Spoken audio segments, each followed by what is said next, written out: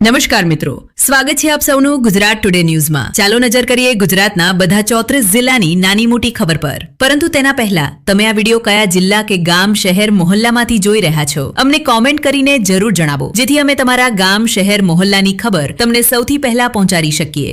ખબરોની શરૂઆત કરતા પહેલા એક રિક્વેસ્ટ છે કે તમે આ વિડીયોને લાઇક કરી દો, કારણ કે જ્યારે તમે વિડીયો લાઇક કરો છો ત્યારે જ યુટ્યુબ અને લોકોને આ વિડીયો બતાવે છે। તેથી અમારા માટે તમારો એક લાઇક ખૂબ જ જરૂરી છે।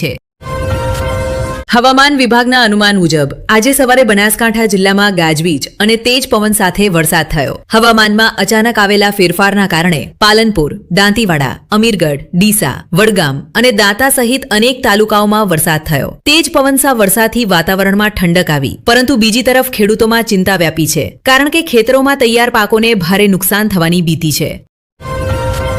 ભારત સરકારની રાજપત્ર સૂચના દ્વારા અમદાવાદ સ્થિત વધારાના નગર સિવિલ કોર્ટને રાષ્ટ્રીય તપાસ એજન્સી NIAની વિશેષ કોર્ટ જાહેર કરવામાં આવી છે। અમદાવાદ હવે દેશમાં NIAની 3 વિશેષ કોર્ટોમાંથી એક બની ગયું છે। આ વિશેષ કોર્ટ હવે ફક્ત NIA દ્વારા નોંધાયેલા કેસોની જ સુનાવણી કરશે, જેથી આતંકવાદ અને રાષ્ટ્રીય સુરક્ષા સંબંધિત કેસોમાં ઝડપી અને અસરકારક ન્યાય મળી શકે। સિવિલ કોર્ટના વધારાના મુખ્ય ન્યાયાધીશને આ વિશેષ NIA કોર્ટના પ્રમુખ તરીકે નિયુક્ત કરવામાં આવ્યા છે।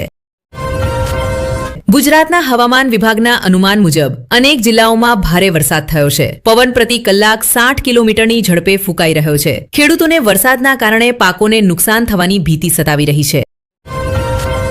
સુપ્રીમ કોર્ટે ભદ્રા બજારમાં કાર્પેટ વેચાણકારોને પુનઃસ્થાપિત કરવા બાબતે હાઈકોર્ટના આદેશ પર રોક લગાવી છે। સુપ્રીમ કોર્ટે ગુજરાત હાઈકોર્ટના આદેશ પર રોક લગાવતા ભદ્રા પરિસરમાં યથાવત સ્થિતિ જાળવી રાખવાનો આદેશ આપ્યો છે। AMCએ ગુજરાત હાઈકોર્ટના આદેશને સુપ્રીમ કોર્ટમાં પડકાર્યો હતો। ગુજરાત હાઈકોર્ટે 21 માર્ચ સુધી 586 પ્રમાણિત વેચાણકારોને પુનઃસ્થાપિત કરવાનો આદેશ આપ્યો હતો। ગીર સોમનાથના ગીર ગઢડામાં માવઠા નદીમાં ઉફાન આવ્યો। હરમડિયા અને એભલવાડ નજીક સંગવાડી નદીમાં પણ પૂર આવ્યું। ભારે વરસાદ અને તેજ પવન બાદ સંગવાડી નદીમાં ઉફાન આવ્યો। ઉનાળાની ઋતુમાં ફરી એકવાર નદી ઉફાન પર આવી। ભારે વરસાદના કારણે ખેડૂતોની કેળા અને કેસર આંબાની ખેતીને ભારે નુકસાન થયું। નુકસાનના દ્રશ્યો સામે આવ્યા। કેળાના વૃક્ષો ઉખડી ગયા, જ્યારે કેસર આંબાના બગીચાઓમાં લાગેલા નાના આંબા પણ ઝરી પડ્યા। ઈરાન ઇઝરાયલ યુદ્ધનો અસર હવે ભારતમાં પણ સીધી કે આડકતરી રીતે અનુભવાઈ રહી છે। ભારતમાં પેટ્રોલ અને ડીઝલ વિતરણ કરતી વિવિધ કંપનીઓએ પ્રીમિયમ પેટ્રોલની કિંમતમાં ₹2.50 પ્રતિ લીટરનો વધારો કર્યો છે। વાવ-થારત પંથકના સુઈગામ તાલુકામાં નહેર તૂટવાથી ખેડૂતોને ભારે નુકસાન થઈ રહ્યું છે। કોરેટી ગામ પાસે લઘુ નહેર નંબર 2 માં અંદાજે 5 ફૂટનો ગેપ પડતા નહેરનું પાણી ખેતરોમાં પાછું વહી ગયું। પરિણામે ખેતરોમાં ઊભા ઘઉં અને ચણાના પાકમાં પાણી ભરાઈ ગયું, જેથી ખેડૂતોને આર્થિક નુકસાન ભોગવવું પડી રહ્યું છે। પ્રારંભિક અંદાજ મુજબ નહેરમાં અતિશય પાણી છોડવામાં આવવાને કારણે આ તિરાડ પડી છે। આવી વારંવાર થતી ઘટનાઓને કારણે ખેડૂતોમાં રોષ ફેલાયો છે અને તેઓ પ્રશાસન સામે યોગ્ય કાર્યવાહી કરવાની માંગ કરી રહ્યા છે। સુરતમાં કરોડો રૂપિયાના નકલી નોટોની છાપણીના કેસમાં એક ચોંકાવનારો ખુલાસો થયો છે। સત્યમ યોગ ફાઉન્ડેશન આશ્રમમાં 2 ગુપ્ત તખાના મળ્યા બાદ વિસ્તારમાં હંગામો મચી ગયો છે। શંકા જતા સ્થાનિક લોકોએ આશ્રમમાં પ્રવેશ કરીને તપાસ કરી, જ્યાં તેમને આ તખાના મળ્યા, જેમાંથી એક રક્ત પ્રયોગશાળાની નીચે આવેલો હતો। એવી આશંકા વ્યક્ત કરવામાં આવી રહી છે કે આ તખાનાઓમાંથી અનેક રહસ્યો બહાર આવશે। પ્રાથમિક માહિતી મુજબ પોલીસને પણ આ તખાનાની જાણકારી નહોતી। આયકર વિભાગે અમદાવાદ સ્થિત મયુર ડાયકેમના કચેરી અને કારખાના પર દરોડા પાડ્યા છે। આયકર ટીમોએ મયુર પટેલ અને તેમના ભાગીદારોની મિલકતો તથા વ્યાવસાયિક સ્થળોની તપાસ કરી છે। સોલા વિસ્તારમાં બંને ભાગીદારોના નિવાસસ્થાન સહિત કુલ 20 સ્થળોએ તપાસ હાથ ધરવામાં આવી છે। જણાવવામાં આવે છે કે આ દરોડા આયકર સંબંધિત તપાસના ભાગરૂપે પાડવામાં રાજકોટમાં PGVICLની બેદરકારી સામે સ્થાનિક લોકોએ વિરોધ પ્રદર્શન કર્યું। વીજ પુરવઠા સંબંધિત ફરિયાદો મળવા છતાં કર્મચારીઓ બેદરકાર રહ્યા અને ફોનનો જવાબ ન મળતા લોકો નારાજ થઈ ગયા। નારાજ સ્થાનિક લોકોની ભીડ PGVICL કચેરીએ પહોંચી ગઈ। આ દરમિયાન વીજ પુરવઠા ખોરવાતા કર્મચારીઓની બેદરકારીનો એક વિડીયો સોશિયલ મીડિયા પર વાયરલ થયો છે, જેના કારણે પાર્ટીની છબીને નુકસાન પહોંચ્યું છે।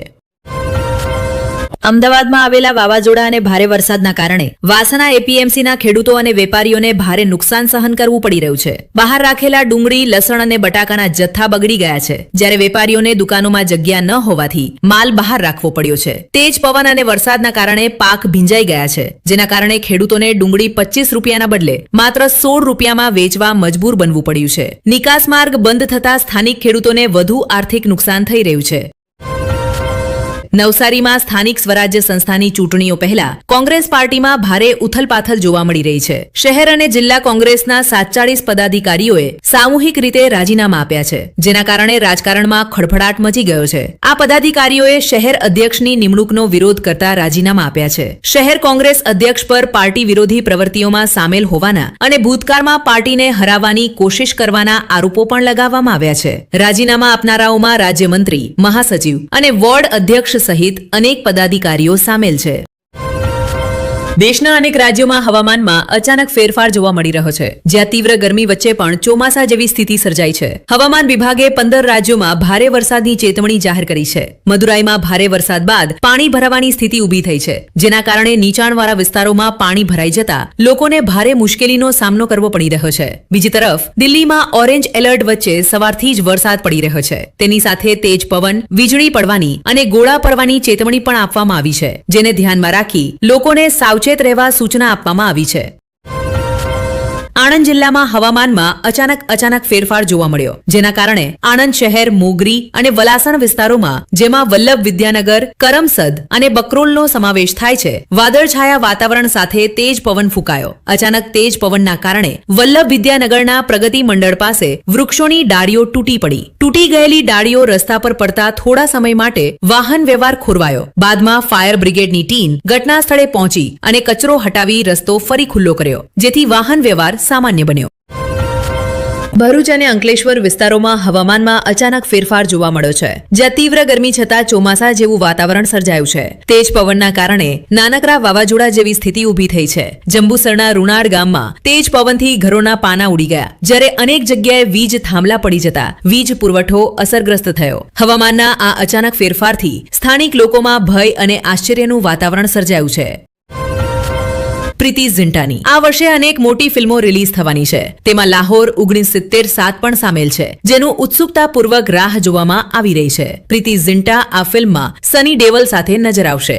IPL 2026 શરૂ થવાનું છે અને પ્રીતિ ઝિન્ટા ભારત પરત આવી ચૂકી છે. તે દર વર્ષે પોતાની ટીમ પંજાબ કિંગ્સને સપોર્ટ કરવા માટે ભારત આવે છે. IPL શરૂ થવા પહેલા જ અભિનેત્રી તરફથી ચાહકો માટે ખુશખબર સામે આવી છે. પ્રીતિ ઝિન્ટાએ સૈફ અલી ખાનના સાલાની ફિલ્મમાં કામ કરવા માટે સંમતિ આપી છે. એર ઇન્ડિયાની એક આંતરરાષ્ટ્રીય ફ્લાઇટમાં મોટી ભૂલ સામે આવી છે. દિલ્હીથી કેનેડાના વેન્કુવર જઈ રહેલી ફ્લાઇટને રસ્તામાંથી પાછી ફરવી પડી, કારણ કે જે વિમાનનો ઉપયોગ કરવામાં આવ્યો હતો તેને કેનેડામાં ઉડાન ભરવાની મંજૂરી નહોતી. આ ભૂલના કારણે વિમાન લગભગ 8 કલાક હવામાં રહીને ફરી દિલ્હી પરત આવ્યું.